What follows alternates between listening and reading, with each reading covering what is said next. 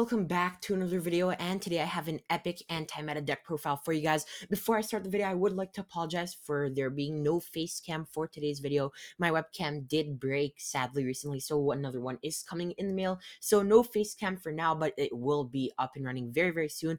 Without further ado, be sure to smash the like button, comment down below what you guys think of the deck, and of course, let's get right into the video. So first off, obviously anti-meta is a deck that's meant to control your opponent and not let them play the game, as the name implies. Anti-meta, it stops the meta, and it stops a lot of other stuff too. I think this deck is really cool. And yeah, so first off, we're starting off with a really complicated card, triple Inspector Border. But the thing is, it's not as complicated if you actually sit down and read it. It's a really good card. Think of it as a way to just negate like effects in general. Your opponent will be locked down and they won't have enough effects to actually play their turn properly. So Inspector Border is actually a perfect card for a deck like anti-meta. Triple Fossil Dyna.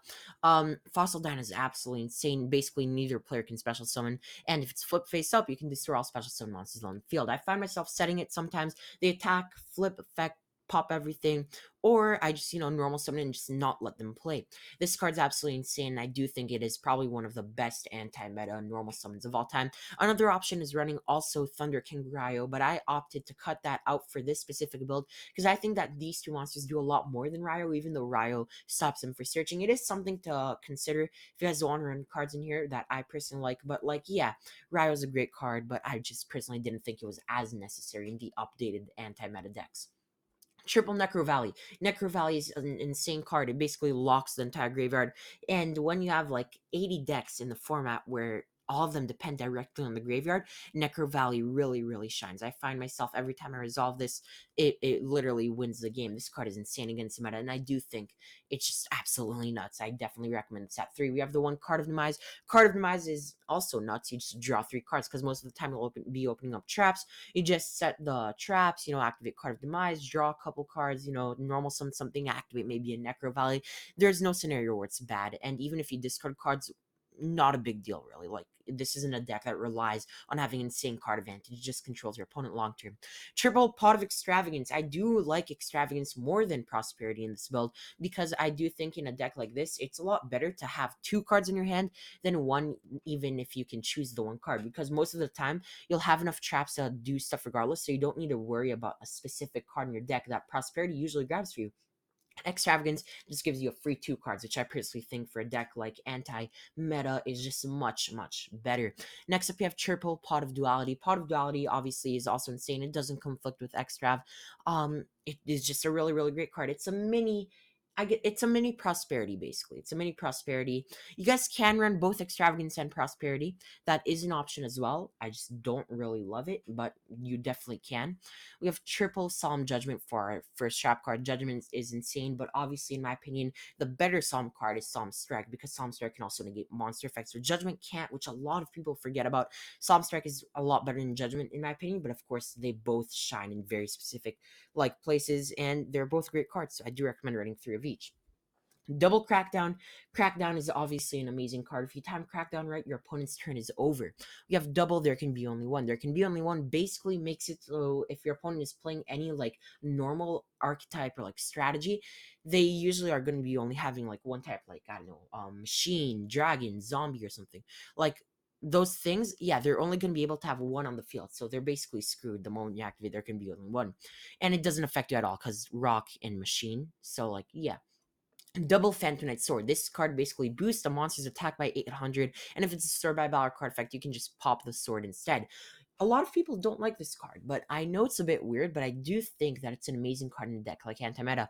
If you normal summon a Fossil Dyna and then have the Phantomite Sword, you can make a 2000 attack Fossil Dyna, and chances are, since neither player can special summon, your opponent isn't going to have a normal summonable 2000 attack monster to out the Dyna, so this is just game ending. Not to mention that with Border becomes a 2800 and powerhouse.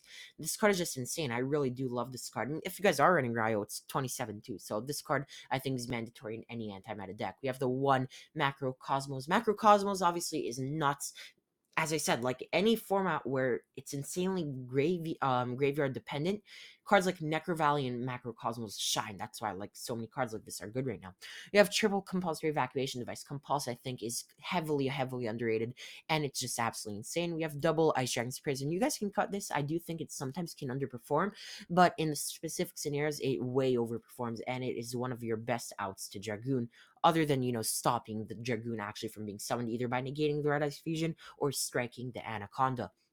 Or, of course, crackdowning the Anaconda, not letting them get to the Anaconda, not letting them summon Anaconda, not letting them activate Anaconda. You see how this deck is, like, really good against the meta. Yeah, no, it's pretty insane. We have a tech card over here, Double Storming Mirror Force. I think this card is really good. I know it's a bit like a weird tech, but, like, it comes up so much, and when it does, my opponent, like, nobody plays around this card. Mirror Force sucks because it gets everything into their grave, but Storming just resets everything, so all their work literally for nothing, and then you just, like, set up your board, and then they're basically screwed. I love this card, and I do think it works like 10 out of 10 times. You have double Heavy Storm Duster. Heavy Storm Duster is like your only spell and trap removal, realistically, unless you actually negate the spells and traps.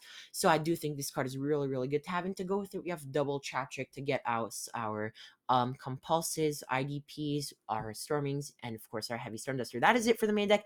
Extra deck, double Mega Fleet, double Fortress. Like, the extra deck doesn't matter in this deck at all, like literally zero. So in case you're playing in Cyberjunks, you might as well have like inherent outs to their cards, I guess. Double Phoenix, double Cerberus, double Unicorn. In case you crack down something, you just want to have generic stuff. You're not going to be making these like ever though. One Linkribo, once again, in case you crack down. One Anima, in case you crack down. And then the only card you can actually make in your extra deck by overlaying 2 borders, which usually just sucks.